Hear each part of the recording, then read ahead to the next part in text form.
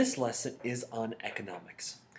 The focus questions for this lesson are as follows. First, what is economics? The second is, what is trade and barter? You should be able to explain those by the time we are finished. And third is, what role should a government play in an economy? By the end of this lecture, these are all topics that you should be able to discuss and have a conversation in a very intellectual manner. So let's start off. What is economics? It's a term that gets thrown around a lot in our society, but what does it mean? Well, economics has a couple different definitions. The first is how you satisfy unlimited wants with very limited resources. The human appetite is insatiable. We want lots and lots of stuff. The problem is that the Earth's resources are very, very limited. So economics looks at the balance between all of these things that we want and the very limited resources that there are to satisfy them, and how humans reach that balance. The second definition for economics is the study of production and consumption. That means how items are made, such as your shirts, your pants, this pen, an iPad, how these products are made, and then how the customer goes about purchasing them and consuming them. The third definition of economics is how wealth is made and how wealth is transferred. So then what does economics look like in real life? What does it mean to have production, consumption, and transfer of wealth? To further explain this, we're going to move to the whiteboard.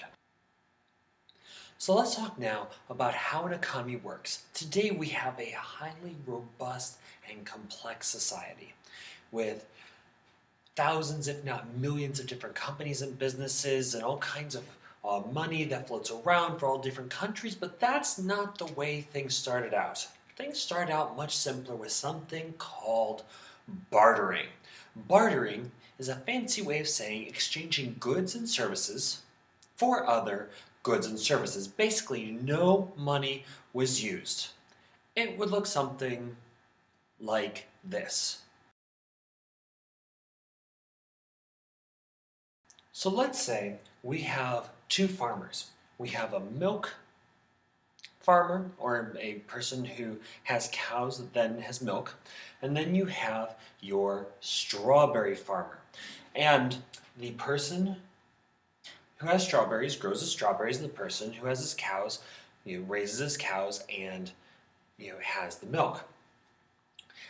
Back a couple hundred, if not a couple thousand years ago, if a person who had milk wanted strawberries, he wouldn't necessarily go grow his own strawberries. He'd talk to the strawberry person and said, "Hey, I'd like some strawberries." And the strawberry person would go, "Hey, I'd like some milk." So they would make an agreement of a certain amount of milk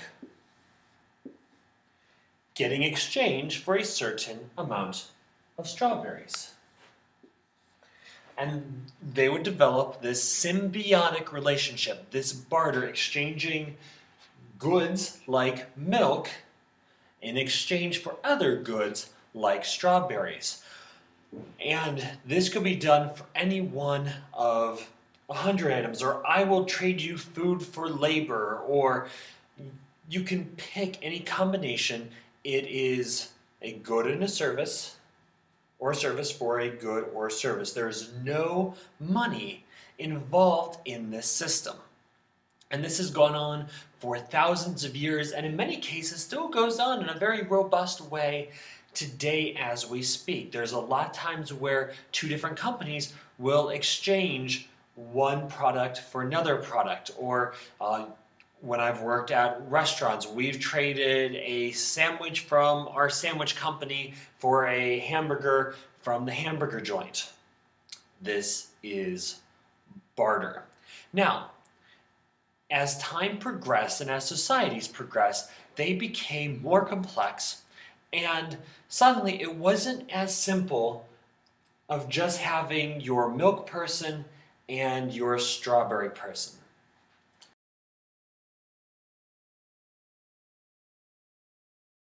suddenly you had more different types of labor. You had, say, cobblers making shoes, you had textile mills making t-shirts, or you had, say, accountants whose job it was to manage the, or you had musicians whose job it was to play beautiful music. And as these societies became more complex, it became much more difficult to make these kind of traditional exchanges of milk for strawberries like we were used to seeing. So as these societies became more complex, you saw that there would be some type of king and some type of central government that would step in to become a part of the society, to become a part of the economy and try to provide some sort of base exchange system for all of these different aspects of society. So typically a king would set up what we would know as a treasury. And this treasury's job was to set up a currency. Now, a currency is when you have a substance that represents a certain amount of wealth. So instead of trading milk for strawberries, you then saw the invention of things like clay coins. And clay coins would have a certain agreed upon value. That they would have the king symbol on them, and a certain clay coin with the king symbol would be, if it was a smaller size, it'd be worth a smaller amount of wealth. If it was a bigger size, it'd be worth a bigger amount of wealth.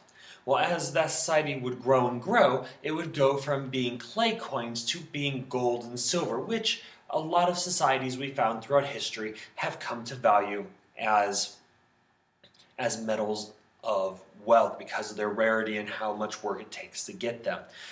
So then the milk person could then go to the strawberry person. The strawberry person would say, okay, for 2 shillings of silver, I will sell you a bushel of strawberries. And the strawberry person could go to the shoemaker, and the shoemaker would go for 10 shillings of silver. I will sell you the pair of shoes that I have just recently made that was in your size. That they started to take their products and make them equal to a certain amount of currency. And that currency was set up by the treasury, by the central government. They would create the standard issue coin. How much metal would equal this certain amount? And this would be how this would go. Very similar to our coins, how quarters are all a standard size, how pennies and nickels and dimes are all a standard size. This would have been a metal form of currency. Well, as these societies progressed even farther, you saw the invention of paper money.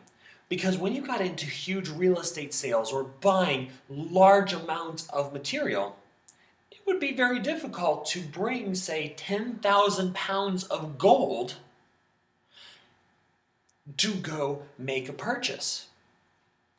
That would be a whole lot of actual metal to have with you, the process of putting it into a cart and having the oxen drag it there, the potential of thieves. It just became a very complicated situation. So you saw the invention of paper money. And with paper money, the treasury would be the place that would have the gold, and they would say, okay, for every one bill, whatever one piece of officially sanctioned paper is equal to a certain amount of gold that we have stored away. The British currency is based upon the pound.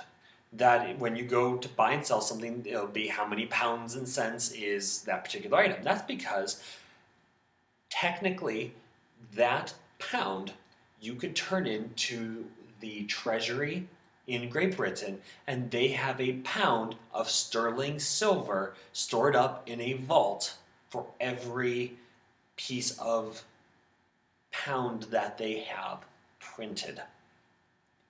So you have this invention of this money system. Now this led to another issue. How do you determine the cost of goods? Where does the milk person come up with the idea of how much his milk is actually worth? And this became a weighing of how much product he has versus how many people believe that they need milk and want to go buy milk.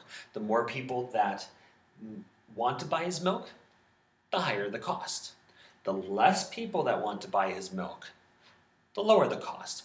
Now, something that the Treasury worries about is called inflation. This is when the cost of the goods goes up and the value of the money goes down. Take bread, for example. It used to be 5, 6, 7 years ago, you could get a loaf of really nice bread for $1. Now, 5, 6 years later, that same loaf of bread is now $4.50. So a loaf of bread, you now have to pay $3 to $3.50 more, which means you get less bread per dollar that you spend. This is inflation. The cost of the good goes up, which means that you get less goods for your money. Now, this leads us to the question of how then do you control inflation? How do you control the size and spectrum of your economy, and what type of currency do you use, and who controls what gets bought and sold and how? And to answer this question, we're going back to the chair. The final question we are going to answer today is how involved should the government be in the economy? Now, the economists have a scale that they use to help us explain this concept. Because there are two options. The first option is what we call a command economy, or socialism, also known as communism. This is where the government has full control over everything. What is made, how much is made, what the price is. We think about this in terms of a mall, that in a command economy or in communism, you would go to the government store where the government would have the t-shirts in the color they want, in the style they want, at the price they want. The variety that would be in that store would depend on the variety the government wished to offer. If they don't want any variety, there would be no variety. This would go for cars, your food, the music that you'd have. Every aspect of an economy and a society would be controlled by the government. Now, on the opposite side is what we'd call the free market economy, or capitalism. This is what the French would affectionately call laissez-faire. Government, keep your hands off my economy. This is a style that wants the government to back off. They don't want the government to have any involvement. They want the businesses to make the decisions for what the people want. If you think about the malls that you go to, how many different types of shoes are there? How many different types of stores are there to purchase shoes? All of these are businesses that are competing for your money and for your business. So they make a whole variety of shoes, and then they keep track of all sorts of statistics to try to figure out what it is that you want so that they can make what you want, so that way they get your money. So these are our two different ranges. The leftists, which are called the command economy, socialism, or communism, and then we refer to as the right, which is the free market capitalism. Now there is a range in the middle. No side is perfectly leftist or rightist, or command or free market, they're what we call a mixed economy, where there are certain balances of government involvement and free market principles. But these are the two base core principles for understanding the role between the economy and government involvement.